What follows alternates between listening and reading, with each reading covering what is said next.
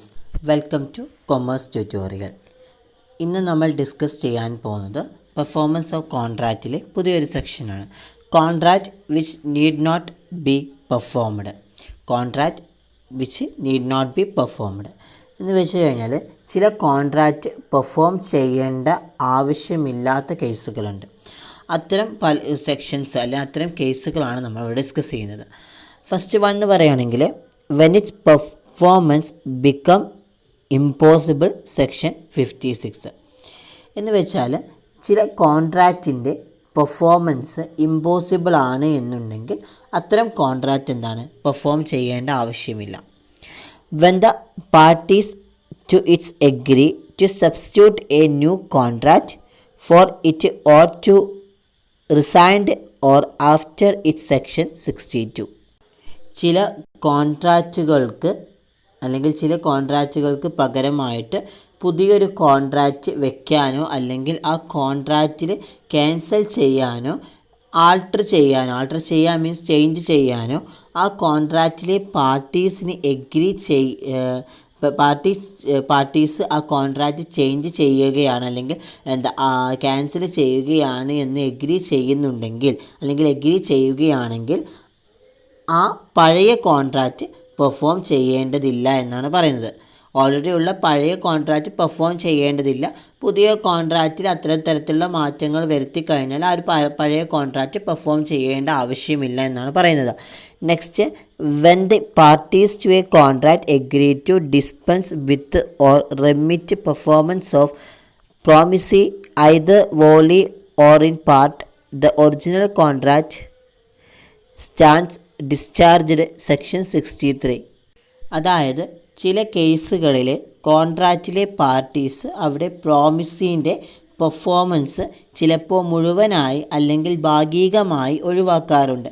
അത്തരം കേസുകളിലും ആ കോൺട്രാക്റ്റ് ഡിസ്ചാർജ് ചെയ്തതായിട്ട് കൺസിഡർ ചെയ്യും. ഡിസ്ചാർജ് മീൻസ് ക്യാൻസൽ ചെയ്തത് അല്ലെങ്കിൽ ടെർമിനേഷൻ ചെയ്തതായിട്ട് കൺസിഡർ ചെയ്യുമെന്നാണ് പറയുന്നത്. നെക്സ്റ്റ് വൺ എന്ന് പറയുകയാണെങ്കിൽ when the person at who's option A contract is voidable resigned it, section 64. എന്താണ്, നമുക്കറിയാം പല കോൺട്രാക്ട്സും വോയിഡബിൾ ആയിട്ട് മാറുന്ന സിറ്റുവേഷൻസ് നമ്മൾ ഓൾറെഡി പഠിച്ചിട്ടുണ്ട്. അത്തരം കേസുകളിൽ ആരുടെ ഓപ്ഷൻ പ്രകാരമാണോ കോൺട്രാക്റ്റ് വോയിഡബിൾ ആവുന്നത് എങ്കിൽ അവർക്ക് അത് ക്യാൻസൽ ചെയ്താൽ ആ ഒരു കോൺട്രാക്റ്റ് ക്യാൻസൽ ചെയ്താൽ പിന്നെ ആ ഒരു കോൺട്രാക്റ്റ് പെർഫോം ചെയ്യേണ്ട ആവശ്യമില്ല എന്നാണ് പറയുന്നത്.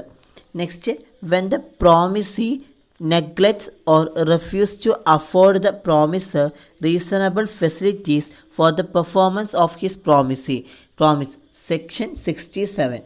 അതായത് ചില കേസുകളിൽ ഒരു കോൺട്രാക്റ്റ് അല്ലെങ്കിൽ ഒരു പ്രോമിസർ അവരുടെ പ്രോമിസി പെർഫോം ചെയ്യണം എന്നുണ്ടെങ്കിൽ അതുമായി ബന്ധപ്പെട്ട് ചില കാര്യങ്ങൾ പ്രോമിസ് ചെയ്തു കൊടുക്കാനുണ്ടാവുകയും ചെയ്യുന്നു. അങ്ങനെ കാര്യങ്ങൾ പ്രോമിസ് നെഗ്ലക്റ്റ് ചെയ്യുകയാണ് എന്നുണ്ടെങ്കിൽ പ്രോമിസർ പിന്നെ ആ ഒരു പ്രോമിസ് പെർഫോം ചെയ്യേണ്ട കാര്യമില്ല എന്നാണ് പറയുന്നത്. കുറച്ച് ബുദ്ധിമുട്ടുണ്ട്, ഒന്നും കൂടി നിങ്ങൾക്ക് പറഞ്ഞുതരാം. ചില കേസുകളിൽ ഒരു പ്രോമിസർ അവരുടെ പ്രോമിസ് പെർഫോം ചെയ്യണം എന്നുണ്ടെങ്കിൽ അതുമായി ബന്ധപ്പെട്ട ചില കാര്യങ്ങൾ പ്രോമിസ് ചെയ്തു കൊടുക്കേണ്ടതുണ്ടാവും. അത്തരം കാര്യങ്ങൾ പ്രോമിസ് നെഗ്ലക്റ്റ് ചെയ്യുകയാണ് എന്നുണ്ടെങ്കിൽ പ്രോമിസർ പിന്നെ ആ പ്രോമിസ് പെർഫോം ചെയ്യേണ്ട കാര്യമില്ല എന്നാണ് പറയുന്നത്. Next point, when it is illegal. ചില കോൺട്രാക്റ്റുകൾ ഇല്ലീഗൽ നാച്ചുറൽ വരുന്ന എലമെൻറ്റ്സ് ഉണ്ടെങ്കിൽ അത്തരം കോൺട്രാക്റ്റുകൾക്ക് പെർഫോം ചെയ്യാൻ സാധിക്കില്ല. സെക്ഷൻ അതാണ് പറയുന്നത്. ഇവിടെ ഇതാണ് എന്ത് പറയുന്നത്, a contract which need not be performed എന്ന് പറയുന്നത്. Next, the rules regarding the performance of joint promises. ഈ ജോയിൻറ്റ് പ്രോമിസേഴ്സിന് പെർഫോം ചെയ്യാനുള്ള ചില റൂൾസ് ഉണ്ട്. ആ റൂൾസാണ് ഇവിടെ പറയുന്നത്.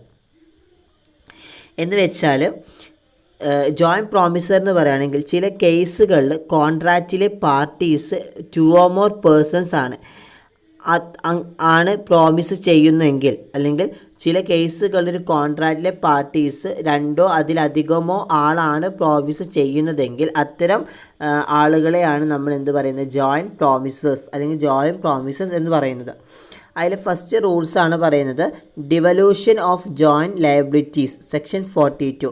As per section 42, when 2 or more person have made a joint promise, all of them must jointly fulfill the promise.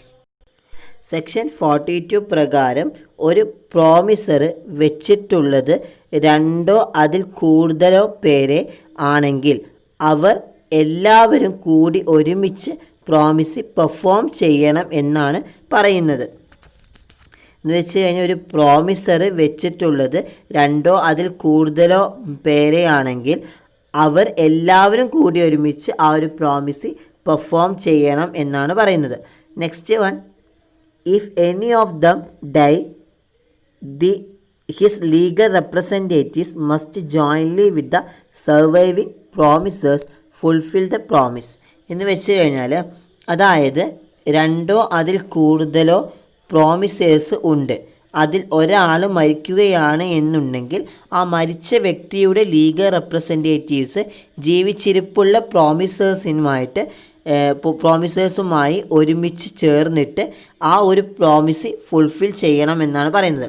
എന്ന് വെച്ച് കഴിഞ്ഞാൽ ആ മരിച്ച വ്യക്തിയുടെ പ്രോമിസേഴ്സിൻ്റെ ലീഗൽ റെപ്രസെൻറ്റേറ്റീവ്സുമായിട്ട് വെച്ചാൽ ചേർന്നിട്ട് ലീഗൽ റെപ്രസെൻറ്റേറ്റീവായി ചേർന്നിട്ട് ബാക്കിയുള്ള പ്രോമിസേഴ്സിൻ്റെ കൂടെ ഒരുമിച്ച് എന്താണ് ആ ഒരു കോൺട്രാക്റ്റ് പെർഫോം ചെയ്യണം എന്നാണ് പറയുന്നത്, അല്ലെങ്കിൽ ആ ഒരു കോൺട്രാക്റ്റിലെ പെർഫോമൻസ് ഫുൾഫിൽ ചെയ്യണം എന്നാണ് പറയുന്നത്. Next case, if all of them dies the legal representatives of all of them must fulfil the promises jointly. ഇപ്പോൾ അഥവാ എല്ലാ പ്രോമിസേഴ്സും രണ്ടും അതിലധികമോ ഉള്ള എല്ലാ പ്രോമിസേഴ്സും മരിക്കുകയാണെങ്കിൽ അവയുടെ എല്ലാ ലീഗൽ റെപ്രസെൻറ്റേറ്റീവ്സും കൂടിയിട്ട് എന്താണ് ആ ഒരു പ്രോമിസീസ് ഫുൾഫിൽ ചെയ്യണം, അതുപോലെ തന്നെ കോൺട്രാക്റ്റിലെ പെർഫോമൻസ് ഫുൾഫിൽ ചെയ്യണം എന്നാണ് പറയുന്നത്. Next, any one of the joint promises may be compelled to perform section 43. Section 43 പ്രകാരം രണ്ടോ അതിൽ കൂടുതലോ ആളുകൾ ഉണ്ടാവുമ്പോൾ അവയിൽ ഏതെങ്കിലും ഒരു വ്യക്തി ചില സമയങ്ങളിൽ ആ പ്രോമിസ് പെർഫോം ചെയ്യാൻ നിർബന്ധിതനാവുകയും അത്തരം കേസിൽ ശ്രദ്ധിക്കേണ്ട കാര്യങ്ങളാണ് ഇവിടെ പറയുന്നത്. To promisee may compel any one or more of the joint promisors to perform the whole of the promisee. This means the liability of joint promisers is joint and several. ഇവിടെ double S വന്നിട്ടുണ്ട്, അത് നിങ്ങൾ notes ചെയ്യുമ്പോൾ എന്താണ് അതിൽ ഒരു S ഉള്ളൂ, promisor എന്നാണ്. എന്താണ് അവിടെ പറയുന്നത്?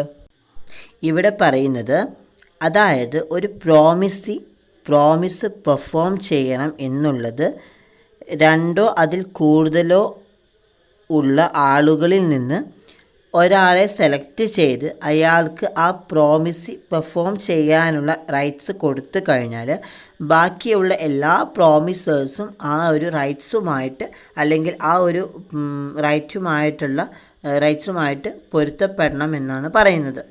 Next, when the joint promisor has been compelled to perform the whole of the promisee, he may compel the other joint promisers to contribute equally with himself to the performance of the promisee. Next case എന്താ പറയുന്നത്? ഇനി ഒന്നിൽ കൂടുതൽ പ്രോമിസേഴ്സ് ഉണ്ടാവുമ്പോൾ അതിൽ ഒരാളെ promise perform ചെയ്യാൻ നിർബന്ധിതനായാൽ ആ വ്യക്തിക്ക് മറ്റുള്ള പ്രോമിസേഴ്സിനെ കമ്പൽ ചെയ്യാനുള്ള റൈറ്റ്സ് ഉണ്ട് എന്നാണ് പറയുന്നത്. Next, when any one of the joint promisor makes default in the contribution the remaining joint promises must bear the loss arising from such default in equal shares. ഇങ്ങനെ joint പ്രോമിസേഴ്സിൻ്റെ കേസിൽ ഏതെങ്കിലും ഒരു promisor എന്തെങ്കിലും default വരുത്തുകയാണ് എന്നുണ്ടെങ്കിൽ അല്ലെങ്കിൽ എന്ന് വെച്ച് കഴിഞ്ഞാൽ ഇവിടെ എന്താ പറയുന്നത് വെച്ച് കഴിഞ്ഞാൽ ഇപ്പോൾ ഒരു കോൺട്രാക്റ്റിൽ അല്ലെങ്കിൽ ഇങ്ങനെ ഒരു ജോയിൻറ്റ് പ്രോമിസേഴ്സിൻ്റെ കേസിൽ ഏതെങ്കിലും തരത്തിലുള്ള ഒരു പ്രോമിസർ ഡിഫാൾട്ട് അല്ലെങ്കിൽ ഏതെങ്കിലും ഒരു പ്രോമിസർ എന്തെങ്കിലും ഡിഫാൾട്ട് വരുത്തുകയാണ്, അവർക്ക് അത് കൊടുക്കാൻ കഴിയില്ല എന്നുണ്ടെങ്കിൽ, ഡിഫാൾട്ട് വരുത്തുകയാണ് എന്നുണ്ടെങ്കിൽ അല്ലെങ്കിൽ അവർക്കത് കൊടുക്കാൻ കഴിയില്ല എന്നുണ്ടെങ്കിൽ അങ്ങനത്തെ സിറ്റുവേഷനിൽ മറ്റുള്ള പാർട്ടീസ് ജോയിൻ്റ് ആയിട്ട് ആ ലോസ് സഫർ ചെയ്യണം എന്നാണ് പറയുന്നത്. ഇവിടെ പറയുന്നത് എന്താ പറയുന്നത് ജോയിൻറ്റ് പ്രോമിസറിൻ്റെ കേസിൽ ഏതെങ്കിലും ഒരു പ്രോമിസർ എന്തെങ്കിലും ഡിഫാൾട്ട് വരുത്തുകയാണ് അല്ലെങ്കിൽ അവർക്കത് കൊടുക്കാൻ കഴിയില്ല എന്നുണ്ടെങ്കിൽ അങ്ങനത്തെ കേസുകളിൽ അല്ലെങ്കിൽ അങ്ങനത്തെ സിറ്റുവേഷനുകളിൽ മറ്റുള്ള പാർട്ടീസിൻ്റെ ജോയിൻ്റ് ആയിട്ട് ആ ലോസ് സഫർ ചെയ്യണമെന്നാണ് പറയുന്നത്. Next, release of A joint promisor, section 44. The promisee may release any one of the joint promisers from the performance of the contract, but it never discharges the other promiser from liability, and the released joint promiser also continues to be liable to the joint promiser. ഒന്നിൽ കൂടുതൽ പ്രോമിസേഴ്സിനെ ഉണ്ടാവുകയും അതിൽ ഒരു പ്രോമിസറിനെ അവരുടെ ലയബിലിറ്റിയിൽ നിന്ന് പ്രോമിസീനെ ഒഴിവാക്കി കൊടുത്താലുള്ള കാര്യമാണ് ഇവിടെ പറയുന്നത്. അങ്ങനെ ഒരു പ്രോമിസറിൻ്റെ ലയബിലിറ്റി റിലീസ് ചെയ്ത് കൊടുത്തു എന്നുണ്ടെങ്കിൽ മറ്റുള്ള പ്രോമിസറിൻ്റെ ലയബിലിറ്റി റിലീസ് ചെയ്തിട്ടില്ല എങ്കിൽ ഈ റിലീസ് ചെയ്ത് കിട്ടിയ പ്രോമിസറിൻ്റെ റെസ്പോൺസിബിലിറ്റി അഥവാ ഉത്തരവാദിത്തം മറ്റുള്ള പ്രോമിസറിൻ്റെ അടുത്തുനിന്ന് റിലീസ്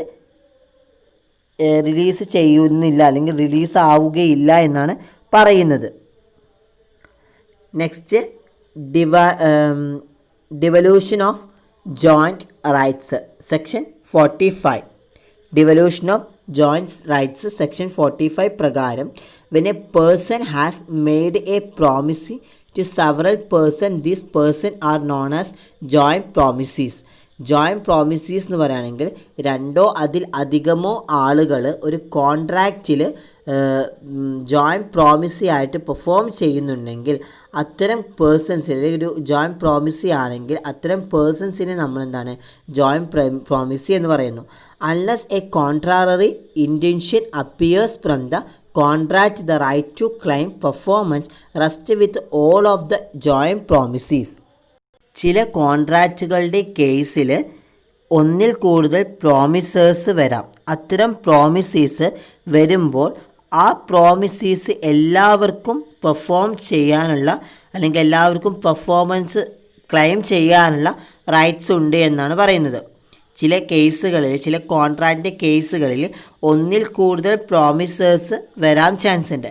അത്തരം പ്രോമിസീസ് വരുമ്പോൾ ആ പ്രോമിസീസ് എല്ലാവർക്കും എന്താണ് പെർഫോമൻസ് ക്ലെയിം ചെയ്യാനുള്ള റൈറ്റ്സ് ഉണ്ട് എന്നാണ് പറയുന്നത്. Next, if any one of the joint promisees dies it rest with legal representatives of the deceased along with survivors എന്ന് വെച്ച് കഴിഞ്ഞാൽ എന്താ പറയുന്നത്, ജോയിൻറ്റ് പ്രോമിസിയിലെ ഏതെങ്കിലും ഒരാൾ മരിക്കുകയാണ് എന്നുണ്ടെങ്കിൽ മരിച്ച വ്യക്തിയുടെ ലീഗൽ റെപ്രസെൻറ്റേറ്റീവ്സ് മറ്റുള്ള ജോയിൻറ്റ് പ്രോമിസീസിൻ്റെ കൂടെ ഒരുമിച്ച് ചേർന്നിട്ട് ആ പെർഫോമൻസ് ക്ലെയിം ചെയ്യുക എന്ന റൈറ്റ്സ് ഉണ്ട് എന്നാണ് പറയുന്നത്. ആ പെർഫോമൻസ് ക്ലെയിം ചെയ്യാനുള്ള റൈറ്റ്സ് ഉണ്ട് എന്നാണ് പറയുന്നത്.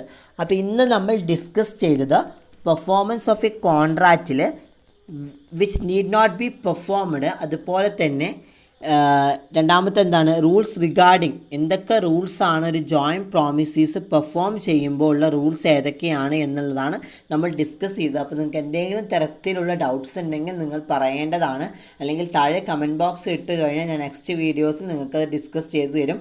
അത്യാവശ്യം കുറച്ചൊരു ടോപ്പിക്കാണ്. നിങ്ങൾ എന്താണ് നേരം പോലെ തന്നെ വീഡിയോ ഒരു വട്ടം കണ്ടിട്ട് മനസ്സിലായില്ലെങ്കിൽ രണ്ടാമട്ടം വീണ്ടും കാണുക. അപ്പോൾ എല്ലാവർക്കും വീഡിയോ ഇഷ്ടപ്പെട്ടെങ്കിൽ ലൈക്ക് ചെയ്യുക, ഷെയർ ചെയ്യുക, സബ്സ്ക്രൈബ് ചെയ്യുക. Thank you, my dear students.